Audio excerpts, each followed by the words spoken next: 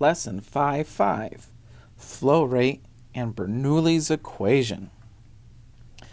Flow rate is defined as the volume of the fluid that goes by an area in a given amount of time. So that's the amount of fluid that passes a point at a given time. If we look at this pipe here, and there's water flowing through this pipe. The volume of the fluid in this pipe would be the cross-sectional area times the distance there. So if we plug that in for the volume, then we have AD over T. But D over T, that's speed. So flow rate is also the cross-sectional area times the average velocity of the fluid.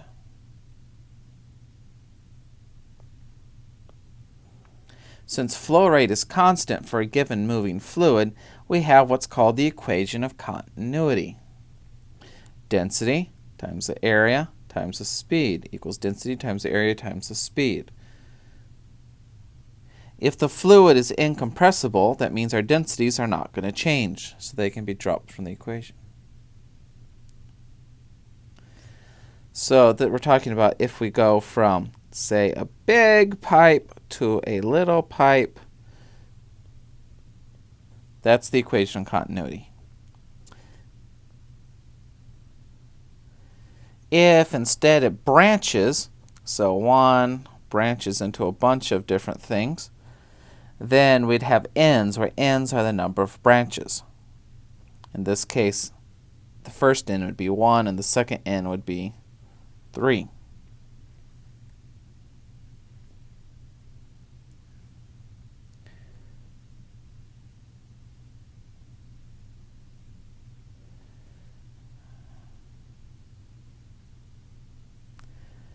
Alright, so where does the water flow the fastest?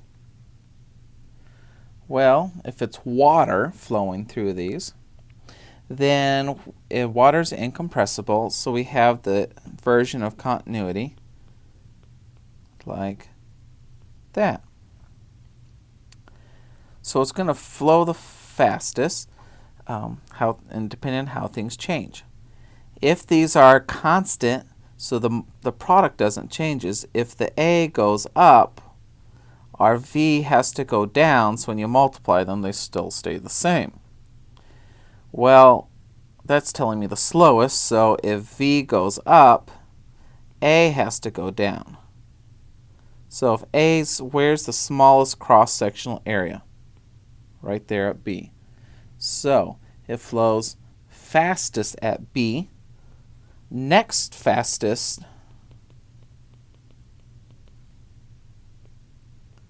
at C, and the slowest at A. At my house, once upon a time, I had a wood stove, and it had this stovepipe that went up, and then it met my chimney. The problem was the stovepipe was 8-inch round. The chimney was 10-inch square. So that means the area in the chimney was a lot higher than the area in the stovepipe. Since the area went up, the speed went down.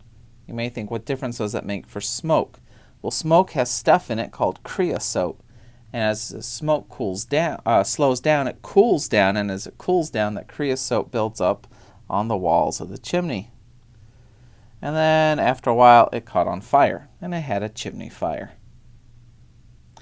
So to fix that, they relined my chimney so it's 8-inch round pipe all the way up, so the speed stays the same all the way up, and it works better.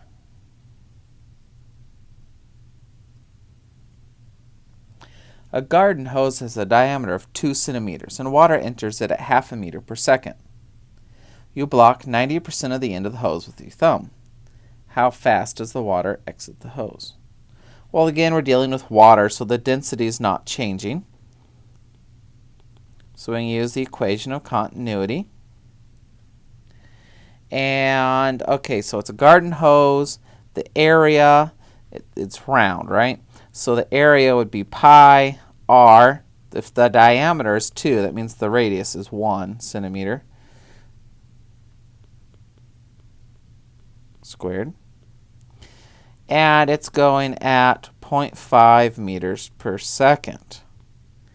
You're blocking 90%. So how much, if you block 90%, that means 10% is open, right? So 10% is 0.1 of that area. So this is 10% of our area times its speed.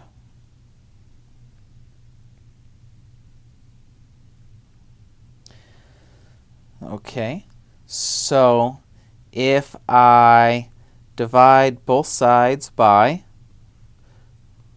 the 0.1 pi 0.01 meters squared,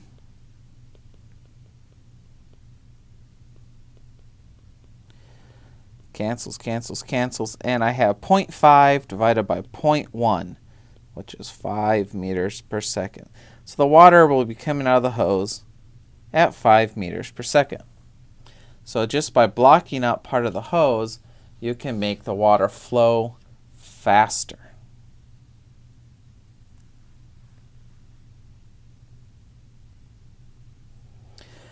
So in general, when a fluid flows through a narrower channel, it speeds up.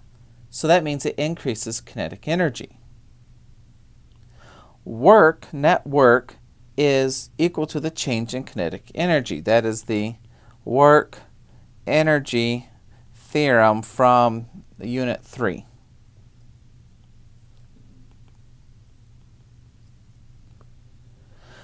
The net work comes from the pressure pushing the fluid.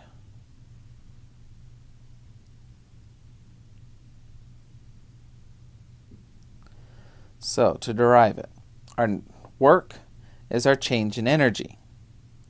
Our energy is both kinetic and potential. And work is also force times distance. Pressure is force over area, so the force is pressure times area. So if I multiply both sides by x, I'll have A times x is our volume. So F times x is PV. So our net work, which is Fx was P times V.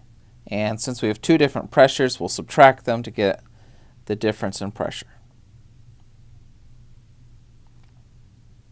All right, but that equals our change in energy. So this was our two energies. We're subtracting those. We're going to divide by V and rearrange. Remember, mass divided by volume is density.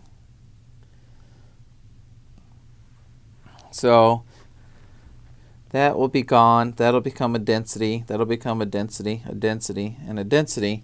And so you can rearrange it, and we have these. So this is actually, Bernoulli's equation is actually conservation of energy, where the net work comes from the pressure in the fluid. It is really just the energy divided by the volume. So it is a form of conservation of energy. Think about driving down a road with something in your car's trunk. The object is too large to completely shut the trunk lid, and so while the car is stopped, the lid quietly rests as far down as it can go. But as you drive down the road, the trunk opens. Why? Well, if I have a car here, and your trunk lid's sitting up a little bit, well, the air comes and goes over it like that. The air in the trunk is still. All right, so the air in the trunk is still. The air above the trunk is moving. If the air in the trunk is at a higher pressure, all right, why is that? Well, if we go back to Bernoulli's equation here,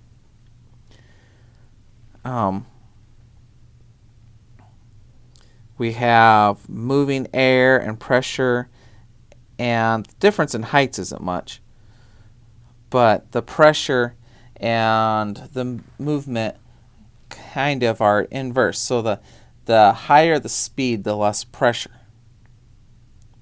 The air in the trunk is at a higher pressure. It's still, it's not moving.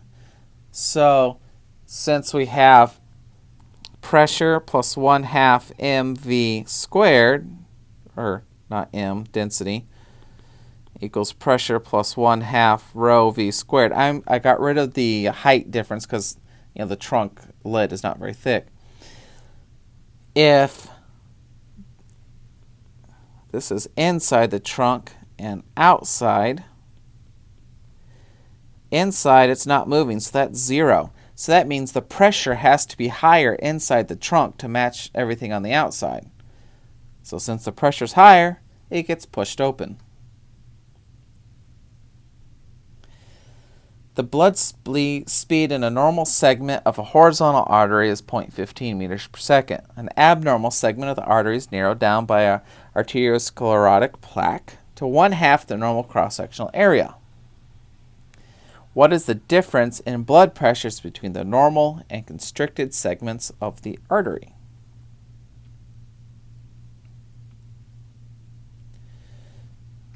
All right. If we use Bernoulli's equation,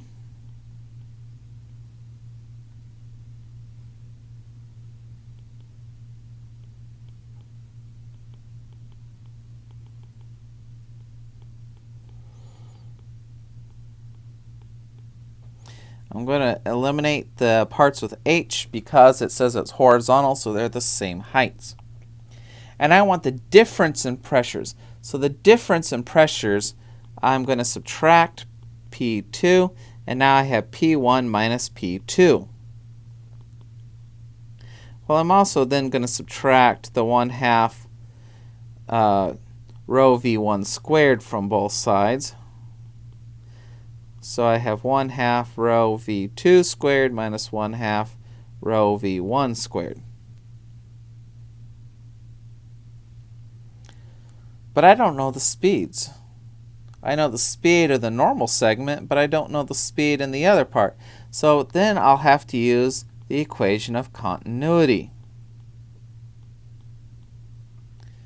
So we have some area. I don't know what the area is, and its speed is 0.15 meters per second. That's the normal. The squashed part, the clotted part, the area is 1/2. So divide by A, those go away, and times by 2. So the speed in the narrowed part is 30, or 0.30 meters per second. So now we can fill things in. P1 minus P2 is 1/2. Its blood, the density of blood is 1060 kilograms per meters cubed. And its speed, this is the V2, so that's 0.30 squared. It's blood, so this density is 1060 also. And this is the normal part, so its speed is 0.15.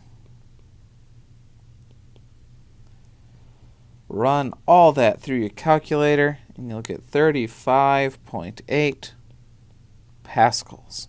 So the difference in the blood pressure between the normal part of the artery and the narrowed part is 35.8 pascals.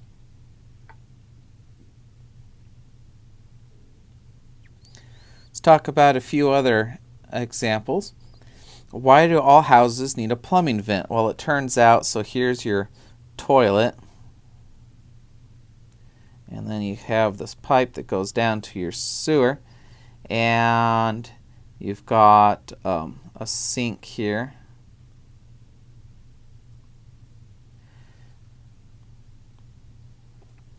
Well, it turns out that there are wastewater that flows through a sewer line. Something like a sink is connected to the line, but there's water in a trap. This pipe actually goes up, it goes down, and then up, and then down. And there's water that sits here in what's known as a trap. And that trap keeps the sewer gases from entering your house. The flowing water in the sewer means the air directly above the flowing water has lower pressure than the air above the sink. So as it goes by there, P is lower there, P is higher here, and so that pushes the water in the trap down into the vent. So this pushes the water in the trap down to the pipe, and then the sewer gases can enter your house again. So better pictures. All right, so as water flows by, this is a low pressure, this is a high pressure, so it pushes it down, and you get stinkiness. If we put a vent, though, as it flows by, it's easier to just suck air down from outside, and the water in the trap stays there. How do airplane wings work? Well, here's the idea. The top of the wing is curved, the bottom is not. So we don't make a hole in the air, so that means the air flows faster over the top of the wing than in the bottom. So the faster air has a lower pressure, the slower air on the bottom has a higher pressure, and that pushes the wing up. Same idea for a curveball in baseball. As the ball spins, on this side of the ball, it's spinning the same direction as the air is moving. On this side of the ball, it's spinning in the opposite direction as the air is moving. So this is a high V, this is a low V. So this is a low pressure, this is a high pressure, it gets pushed that way.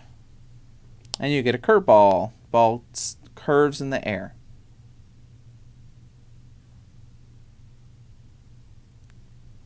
The faster you work, the less pressure you'll feel. Maybe. That's it for today. Have a good day.